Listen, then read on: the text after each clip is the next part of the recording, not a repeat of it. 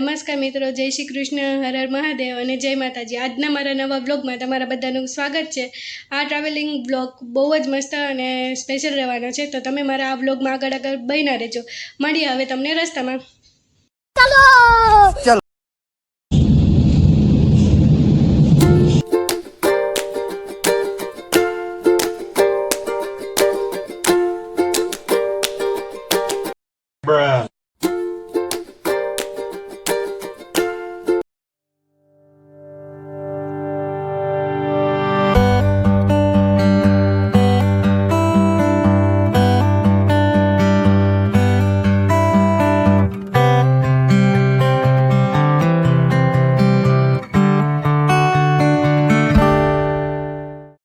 તમે જોઈ શકો છો, અમે ફાઇનલી સાળંગપુર મંદિર પહોંચી ગયા છે ને વहाँ છે કિંગ ઓફ સાળંગપુરની મૂર્તિ મોટી।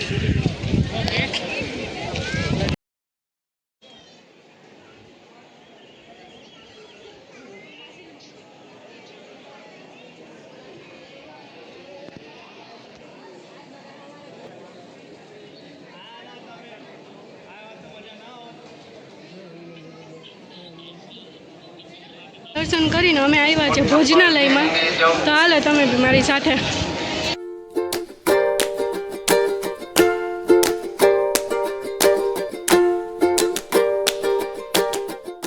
અત્યારે પ્રસાદીમાં ખીચડી, બટેટાનું શાક ને રોટલી છે ને આ ભોજનાલય તમે જોઈ શકો છો કેટલું મોટું છે।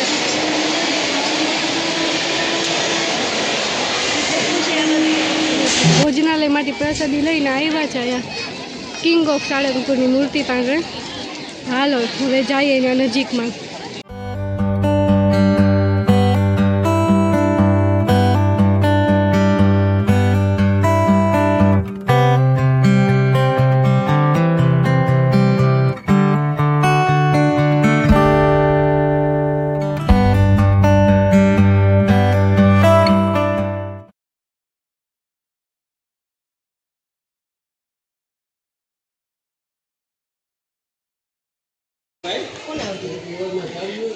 તો મિત્રો અત્યારે અમે ગોપાલાનંદ સ્વામી યાત્રિક ભવનમાં ઉતારો છે અમારો।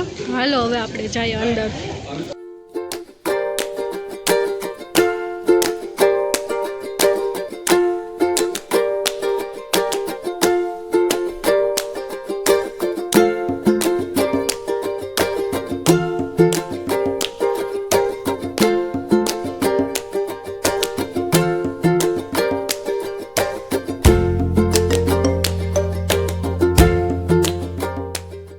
હવે આપણે 140મો રૂમ નંબર છે તો જઈએ છે, તમે જોઈ શકો છો યાત્રિક ભવનની તમે રોનક।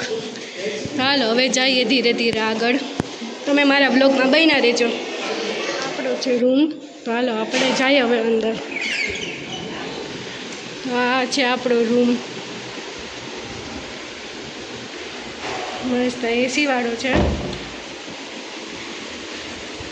હા વોશરૂમ ને બધું છે અને અહીંથી વિન્ડોનો વ્યૂ કંઈક આવો છે, તમે જોઈ શકો।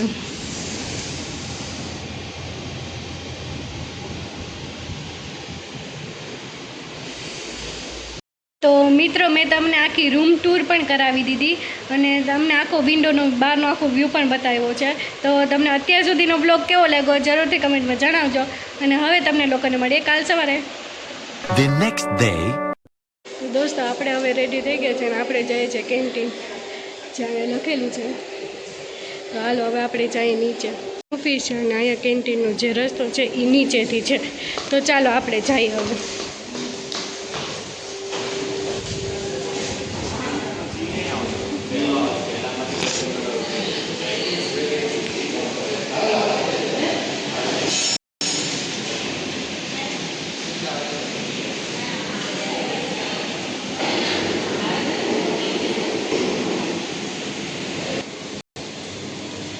તો મિત્રો કેન્ટીનથી બહાર આવતા જ મસ્ત લોકેશન છે, તમે જોઈ શકો છો બહુ જ સરસ લોકેશન છે।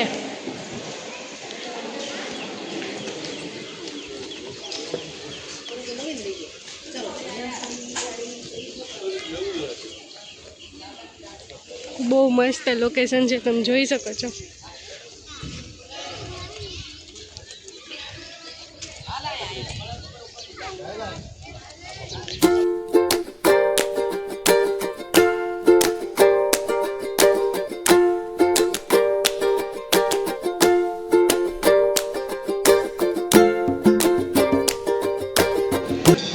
દોસ્તો અમારા બધાનો નાસ્તો આવી ગયો છે. મેં સેવ ખમણી અને ખમણ લીધું છે અને મમ્મી ફરાળીનું નાસ્તો કરે છે. બાકી બધા આવી ગયા નાસ્તા કરે. માસી તો દેખાતા ને આમ તો આવો.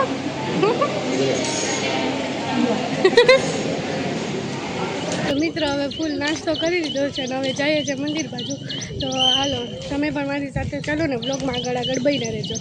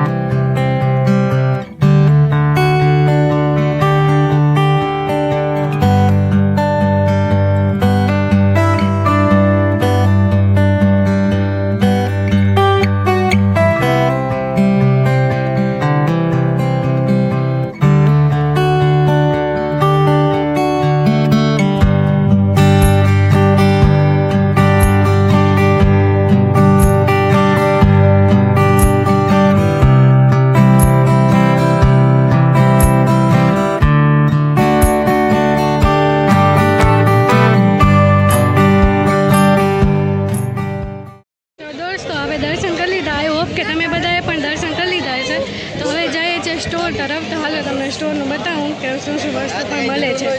તો હાલો હવે જાય અંદર.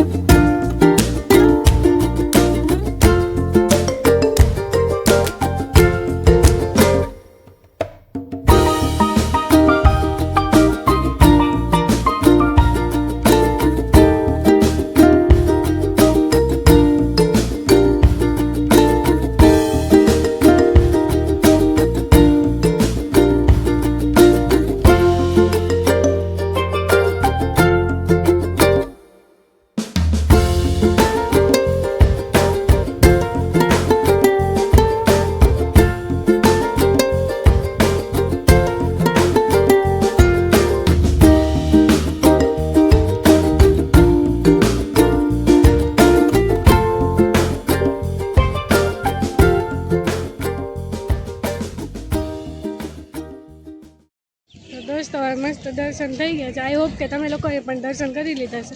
તો હાલો હવે અહીંથી નીકળવાની તૈયારી કરીએ. તો મળીએ તમને રસ્તામાં. Bye bye. મિત્રો અત્યારે અમે સાળંગપુરથી નીકળી ગયા છે અને અમે હવે જઈએ છીએ પાળિયાદ તરફ. તો તમે આગળ બ્લોગમાં બન્યા રહેજો. તો મિત્રો અત્યારે ફાઇનલી અમે પાળિયાદ પહોંચી ગયા છે. તો તમે આગળ બ્લોગમાં બન્યા રહેજો.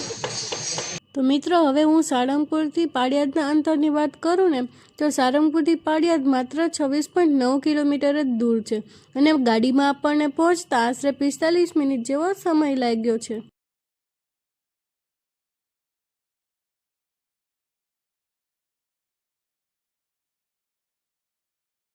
મિત્રો પાળિયાદ એ કોઈ સામાન્ય જગ્યા નથી પણ સંત શિરોમણી પૂજ્ય આપાગીગા અને પૂજ્ય વિહળનાથ બાપાની પવિત્ર તપોભૂમિ છે. અહીં મુખ્ય મંદિરમાં આપણને વિહળનાથ મહાદેવ અને આપાગીગાના પવિત્ર ઓટાના દર્શન થાય છે.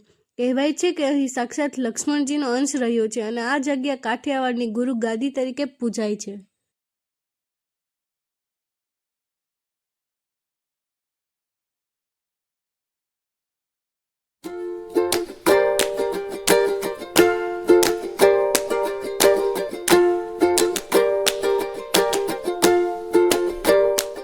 મિત્રો અહીંયા ઘણી બધી વિન્ટેજ કાર્સ ને છે, તમે જોઈ શકો છો.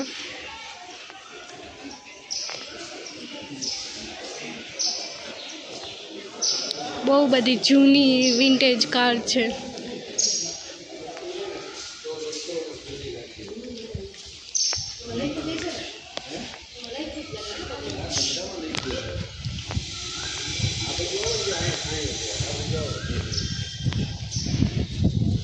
મંદિર પરિસરમાં તમને એક ખાસ સરપ્રાઈઝ જોવા મળશે.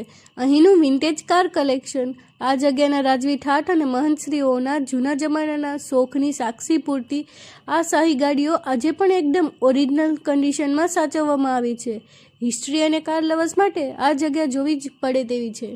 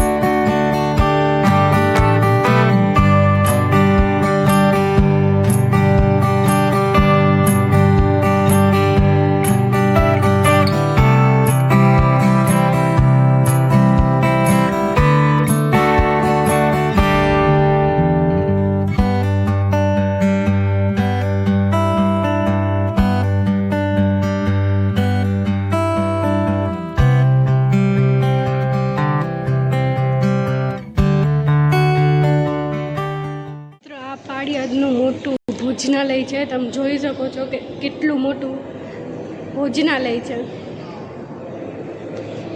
અને અહીંયા પાળિયાદને ગૌશાળાની આખી રેપ્લિકા બનાવેલી છે. તમે જોઈ શકો છો. હવે વાત કરીએ અહીંના ભોજનાલયની. પાળિયાદની આગવી ઓળખ એનું આ સદાવ્રત છે. પૂજ્ય આપાગીગાના સમયથી શરૂ થયેલ આ અન્નક્ષેત્ર આજે પણ અવિરત ચાલુ છે. ગમે તેટલા ભક્તો આવે, કોઈ અહીંથી ભૂખ્યા પેટે પાછું નથી જતું. અહીંનો સાદો પણ અમૃત જેવો પ્રસાદ લેવો એ એક લહાવો છે. આપાગીગાના જીવનમાં ગાયોનું સ્થાન સૌથી ઉપર હતું. એ જ પરંપરાને જાળવી રાખવા માટે અહીં એક અદ્ભુત ગૌશાળા બનાવવામાં આવી છે. ગાયોને રહેવા ખાવાની વ્યવસ્થા અને આખું પ્લાનિંગ એટલું સરસ છે કે જાણે આપણે સાક્ષાત કૃષ્ણ ભગવાનના ગોકુળધામમાં આવી ગયા હોઈએ એવો ભાસ થાય છે.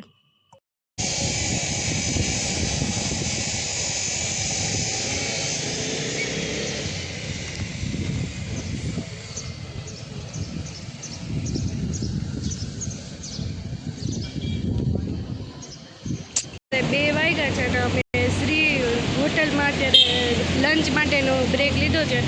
તો હાલો હવે તમને જમીને મળીએ. Bye bye. 3 hours later. તો અમે અમારી આ સાળંગપુરની ટ્રીપ પતાવીને આવી ગયા છે પાછા ઘરે.